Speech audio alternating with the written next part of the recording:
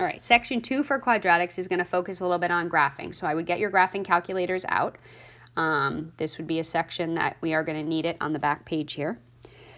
But when we talk about quadratic equations, okay, so quadratic equations are functions that are set to a value. The standard form of a quadratic, and we went over this the other day, ax squared plus bx plus c, the only difference is if it's an equation, it equals 0. And the solutions, these are called the roots or the zeros of the equation. Now, if we are solving a quadratic, we have 3 possibilities. We can get 1 real solution, we can get 2 real solutions, or we can get no real solution. Okay, and what each of these looks like is, again, we're graphing parabolas. So 1 solution means it's just going to graze the x-axis and touch at 1 location. So that means the vertex is on the x-axis. 2 real solutions means that your parabola is going to cross at 2 locations, like that. And then no real solution means your parabola is just going to be hanging out in one of the quadrants. And it could be in any quadrant. That's just one instance, but it's never crossing the x-axis, and that's the point. So if you're being asked to solve by graphing, you got to think of everything we covered in 3.1. So you got to go over all that information. So if we look at x squared plus 6x plus 8, well, that's a positive x squared, which means this parabola is going to open up, just so we know what it looks like. What we could do is we can find X intercepts if you want, okay? And if we find the X intercepts, you can take this part, if possible, and factor it. So you get X plus 2 and X plus 4. So when we set each one of those equal to 0, you get X equals negative 2 and X equals negative 4. So those are 2 points. So we got negative 2 and negative 4. Our axis of symmetry is x equals negative b over 2a. So that's negative 6 over 2 times 1, which is negative 3. See if I can make this a little bit bigger here. All right, so axis of symmetry here. So that's x equals negative 3. Our vertex, or where the parabola is going to start, would then be to take that x value and sub that into the formula. So we're going to take that negative 3 and plug that in. So we get 9 minus 18 plus 8, which is negative 1. So our vertex would then be negative 3, negative 1.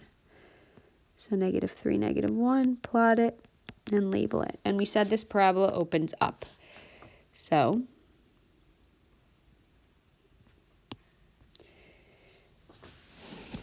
okay, it probably needs to go a little bit more to the right because we know the y-intercept is 8, so it should have crossed there. So I can even go back, let's see, and edit this guy here. We know it has to go through 0, 8 because that's the y-intercept. All right, so I'm a little off here. All right, so it says solve by graphing. So here is our graph, and when we solve by graphing, you can see where the 2 solutions are. So in this case, we have 2 real solutions. All right, those solutions are negative 2, 0. And negative 4, 0 for that. Okay, all right. Number 2. Change my color here. Let's make this a little bit bigger. All right, so step 1, we still have a positive x squared. The only difference is we have a negative 4 by itself. So I got to bring that to the other side. I want everything on one side. It has to be equal to 0. But again, the x squared is still positive, so we know that this opens up. All right, so step 1, we have a 4 for our y-intercept, so we can plot that point. We can actually still factor this, x minus 2x minus 2, and you get x equals 2. So x equals 2 is a point on the graph. If we're going to calculate the axis of symmetry, we get x equals negative b over 2a. So that's 4 over 2 times 1, which is 2. So that means x equals 2 would be the axis of symmetry here. And for the vertex, we're going to take that 2 and we're going to sub that in. So 2 squared minus 4 times 2 plus 4, 4 minus 8 plus 4 gets us 0. So we have the point 2, 0. And that's our vertex, which is already plotted for us. Okay, so again, we said the parabola opens up. This is x equals 2, and it has to go through the 0, 4. So in this instance, this is a time where the parabola is only going to hit the x-axis once, so there is one real solution. And that one real solution is our vertex, or our 2, 0 value for that. All right.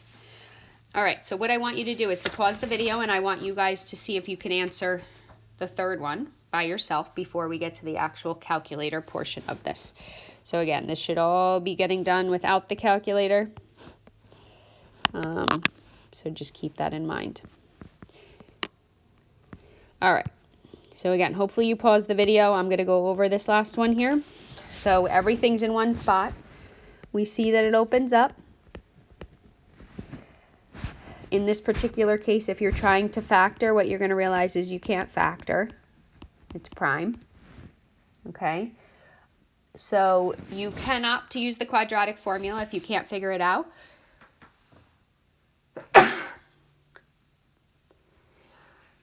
Excuse me. All right. We're also going to be using a calculator momentarily to show you the solutions, but if we were to calculate the axis of symmetry, x equals negative b over 2a, we get 4 over 2 times 1, which is 2. And if we sub in that 2 into the equation to get the vertex, 4 minus 8 plus 5, we end up with a positive 1. So that means we have the point 2, 1. So if we plotted 2, 1, it's going to cross at 5. Our axis of symmetry is x equals 2. What you find is that this parabola never actually touches the x-axis, which is also the reason why you can't factor it. So given that it never touches, this is an instance where you have no real solution.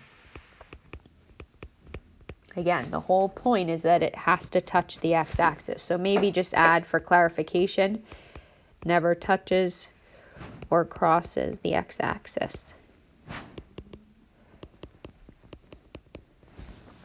Okay. All right, so part 2 to this is now going to bring in the calculator. There is going to be a way of determining what these are.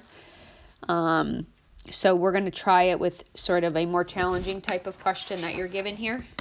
So we have a word problem that says the highest bridge in the U.S. and the Royal Gorge Bridge is Colorado. The deck is 1053 feet above the river. Suppose that a marble is dropped over the railing from a height of 3 feet above the bridge deck. How long will it take the marble to reach the surface of the water, assuming there is no air resistance? Here's our formula. T is in seconds. H naught is the initial height. So again, that is given to us in the problem. We will have to slightly modify it.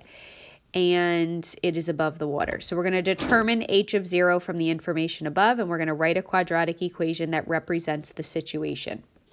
So we have our format here. This is given. This is h of t.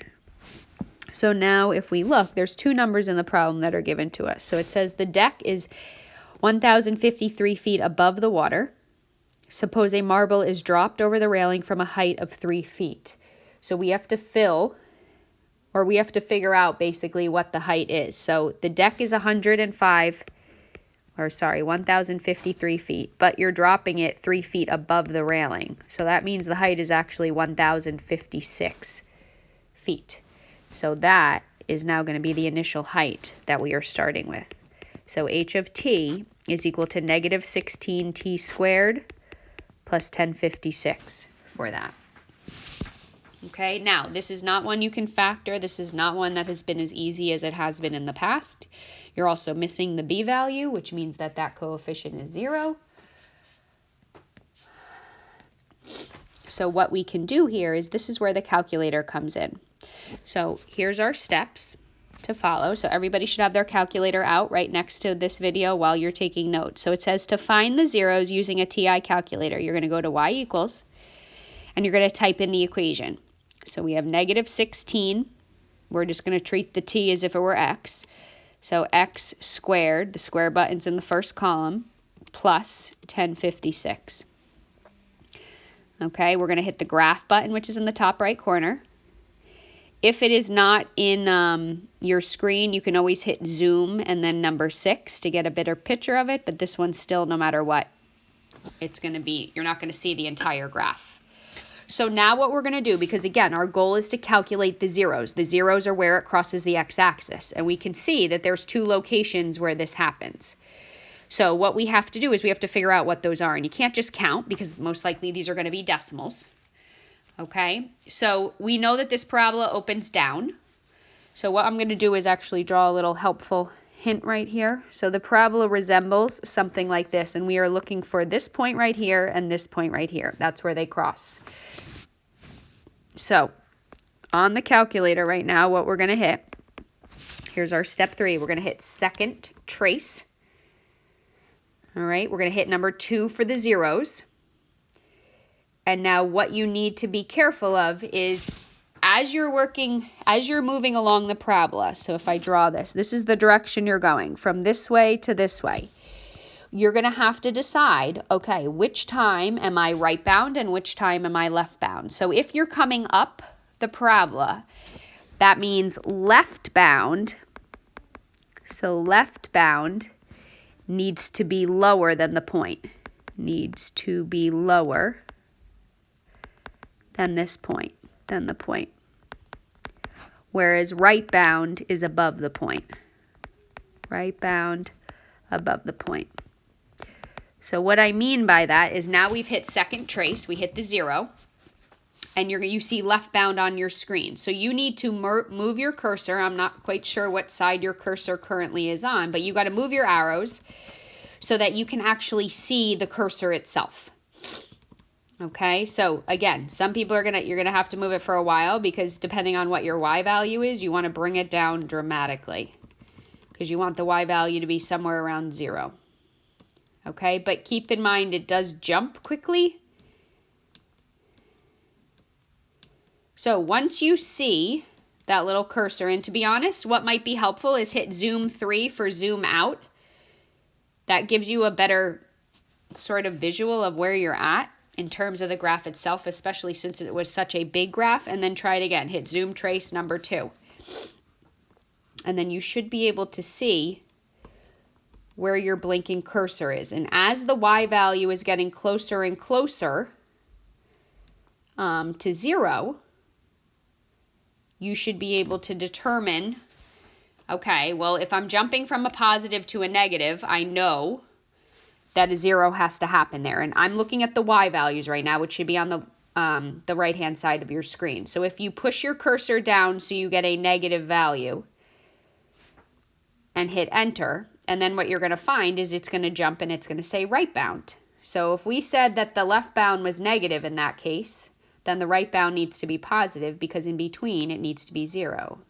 So you're going to hit enter again, and then you see the word guess. You don't want a guess to pop up.